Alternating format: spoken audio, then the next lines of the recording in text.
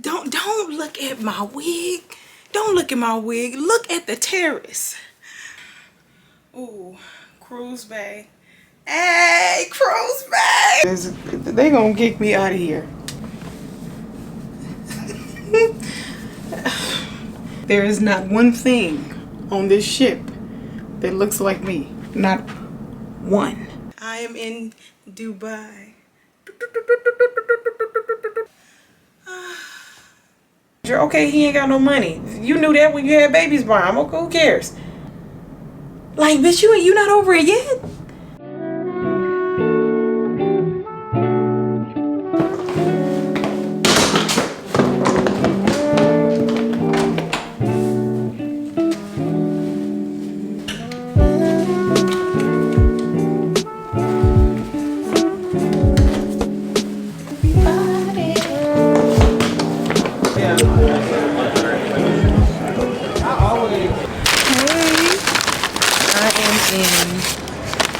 New Jersey.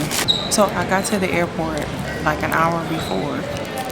So that makes me nervous. So I had a lot of anxiety. But the flight ended up being delayed until like 12 o'clock and it was supposed to leave at 10:45. So it's cool.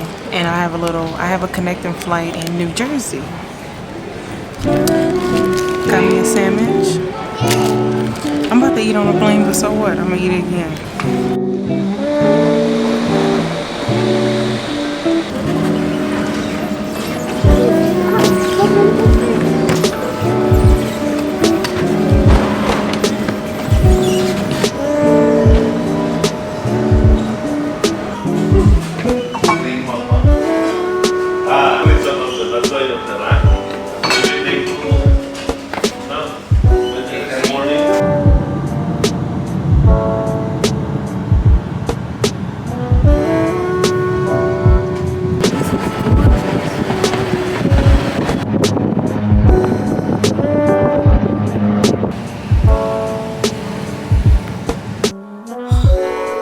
Hey, 9283. Yo, I'm way away from the elevator. Far. 9283. Here we go. Wait a minute now. Wait a minute now. Wait a minute now.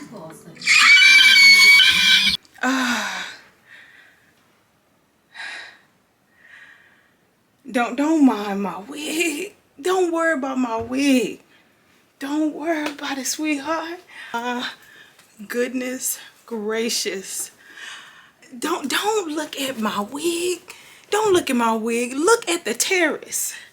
Wait.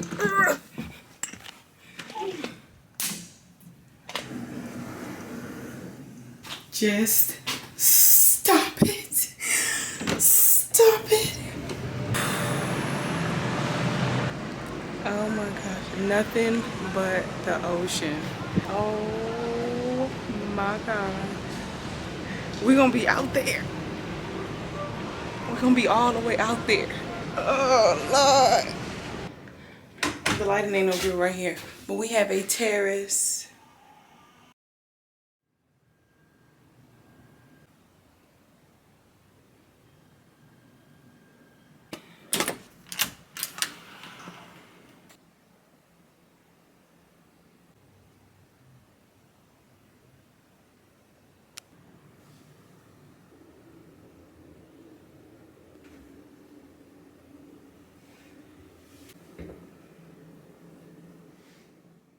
Oh my gosh.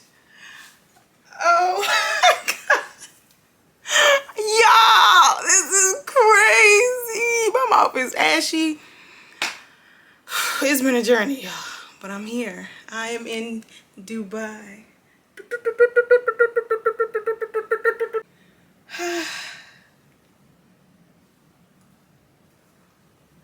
Oh, wait. Let me put the sunnies on. Wait. Ooh, Cruise Bay. Hey, Cruise Bay! We are in Dubai. Yes, leave it up to me, honey. I said I wanted to take a cruise. I couldn't do the Caribbean. I don't want to do that over there. Let me just bask Let me just live in it. Let me just live in it. Let me just live in it. I hope I don't hear nobody doing it because I'm going to be real jealous having a balcony like that and just being by myself. But it's cool. It's all right. One day, somebody will be worth it to roll with me. One day. Honey, until then, Travel Bay. Solo cruising, Travel Bay. What?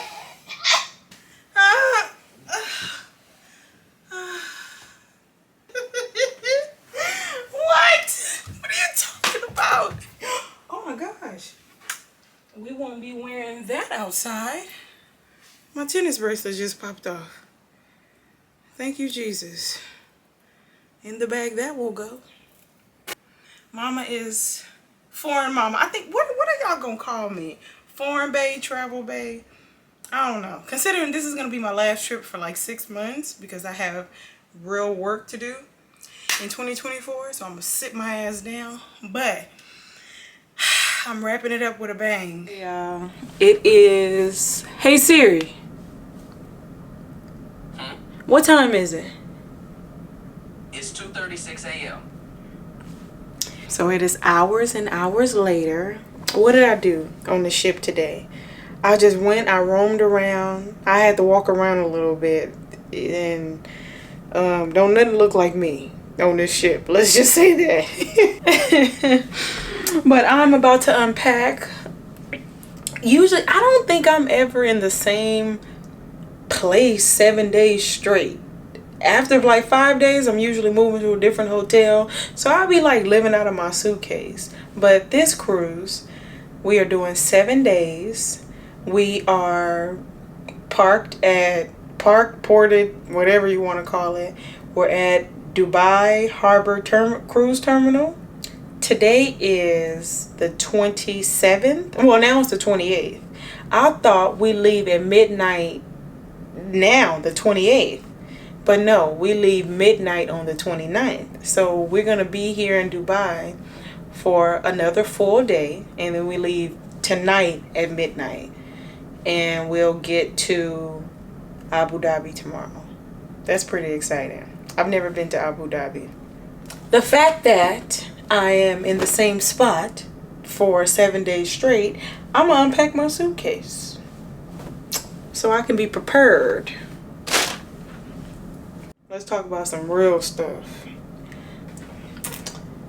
I was on the phone with one of my homeboys for like 2 hours. The stuff that this man has been going through with the mother of his child for the past like 5 years is ridiculous. I'll give you a little background. And I asked him if I could share his story because it's so outrageous. And he definitely gave me permission. I wouldn't mention his name or anything.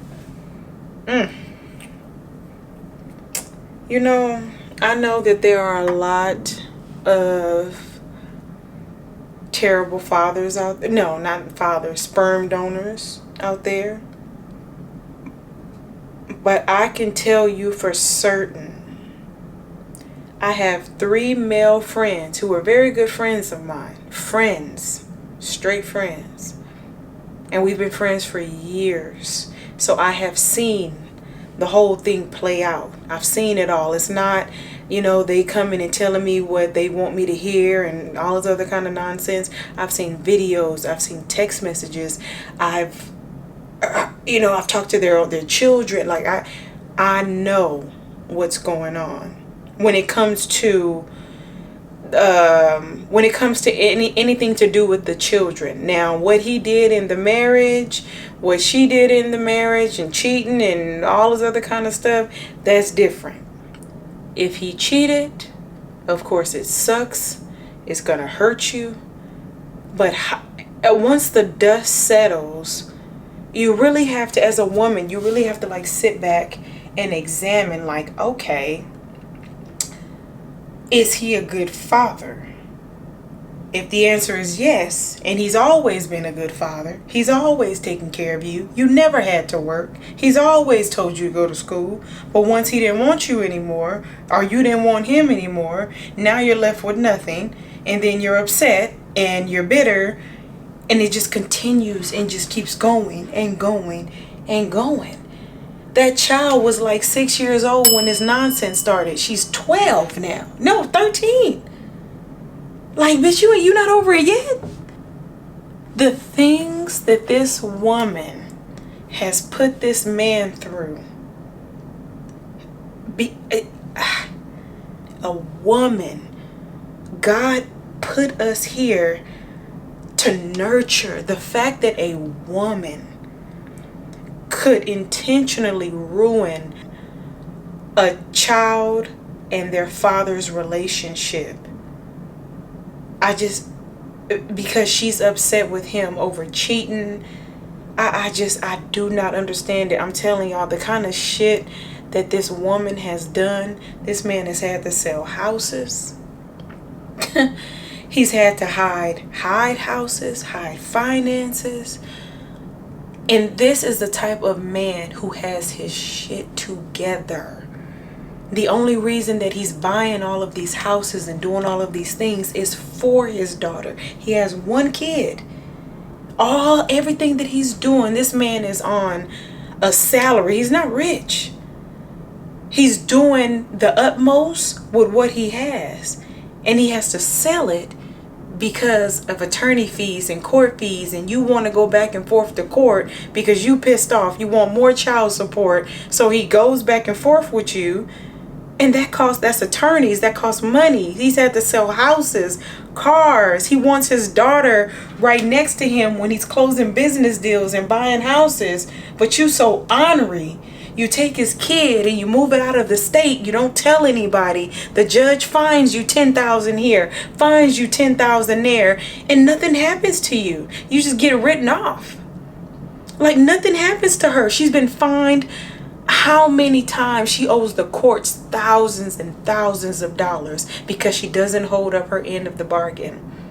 There's so much to the story, y'all. The child is now 13. The mother's brainwashed her. She don't want nothing to do with the father.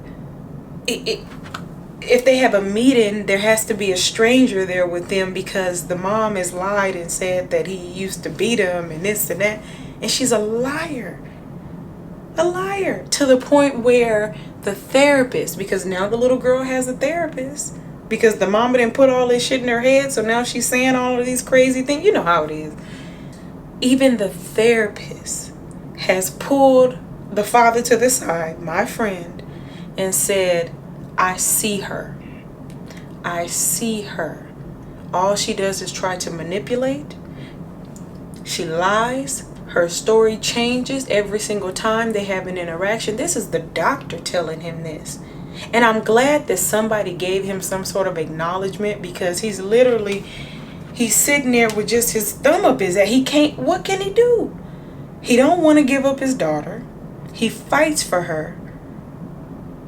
Literally damn near loses everything that he has in debt. Still buying houses, still buying properties because he wants financial freedom, buys stocks and this and that. All of his education, everything that he does it for his daughter.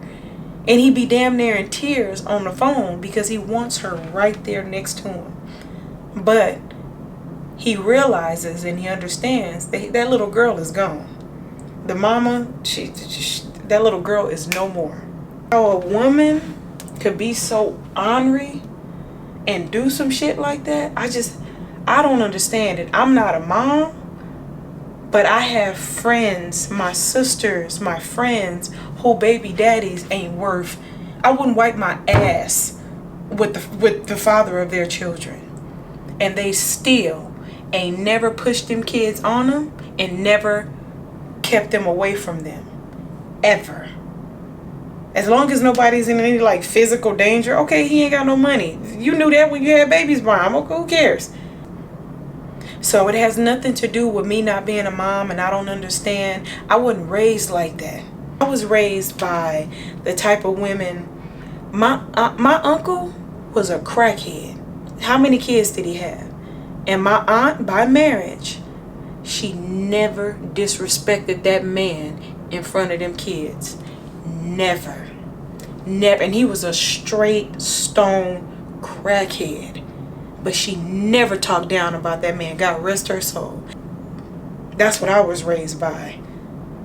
A good father is a good father. And we, especially in our community, I hate saying community because that sounds poor. I don't mean to be all preachy and stuff, but this just, it hits me to my core. Like, how could a woman be like that? Bitterness, that shit is real. But for it to go on years and years and years, you're not bitter, you're psycho. You're psycho. Psycho. Let me put my clothes up. I got a lot to say about her. And it's another one. Three men. I have 3 in my life that I know. No, 4. 4 men in my space, in my life that I know very well that are going through stuff like that. Like, they giving up everything they have just to keep them, hold on to them kids. They could have easily, if it was me, my homeboy, the one that lost all these houses and having to do all of this stuff and just can't climb out the hole, I would have left. I'm sorry, I would have left. Let me tell y'all what he did, because he don't want her to think that he just left. He wrote a book. Hard copy. He wrote a book, a letter to that little girl, so when she gets older, she understands how he fought for her. And the only reason that he is not there on a regular basis is because of her mama. All right, that was that. So let me get my outfits together. I packed some cute stuff. I really did. Let me bring y'all a little bit closer. Hold on, baby. Hold on. Was that too far away when I was giving y'all that story? Okay, that's better. Hey, every day. I'm here for 7 days. 7 days. And I'm going to try to vlog. I'm going to vlog every single day. But as far as editing and all of that, I don't know. I think I can do it. We'll see. I'm going to try. I brought this white get down because every cruise has like a white party, I'm assuming. But I'm prepared. Oh, and then I'm gonna wear it with this right here. I bought this in Dubai the last time that I came. I brought my PJs. Y'all know I sleeps in the nude. But I brought a pair of pajamas, just one pair. So I can act like I got some kind of manners. I was raised well. Oh, this is cute. This dress is so cute. It's so cute. What I'm gonna do is I'm gonna turn the hot water on in the shower, and then I can knock the wrinkles out like that. Yeah. I have a bathing suit that is, they gonna kick me out of here. Okay? Look at this bathing suit. Wait, let me pull this down. Yeah. Wait. Yeah. Where is this going? I'm gonna keep hope alive. Wait, is that the front? No, this is the front. Y'all.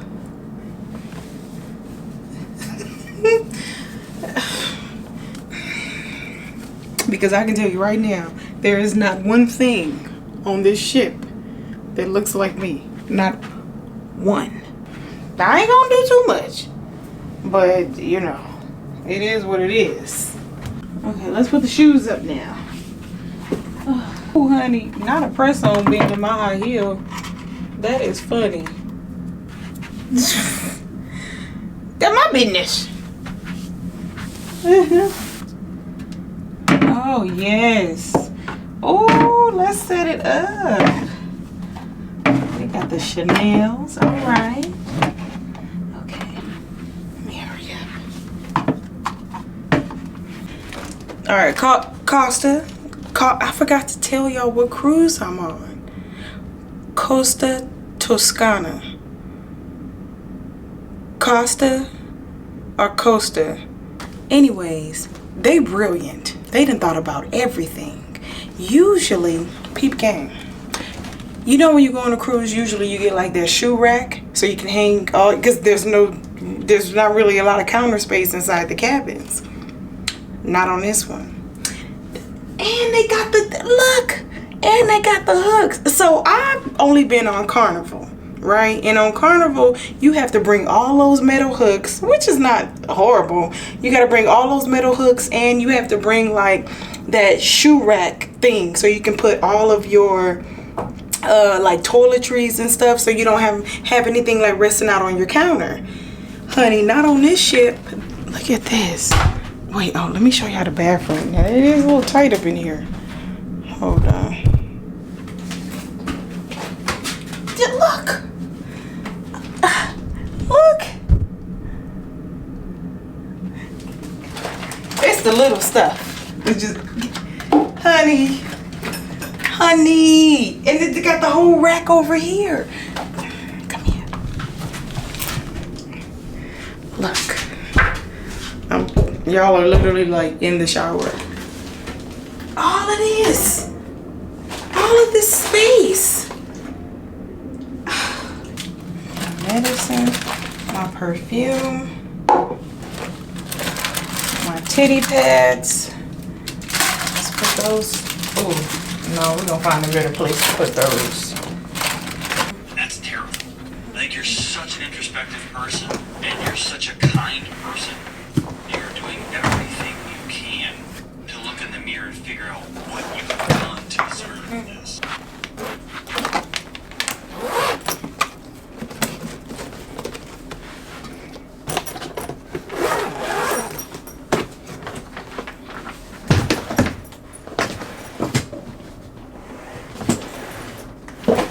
Oh, okay.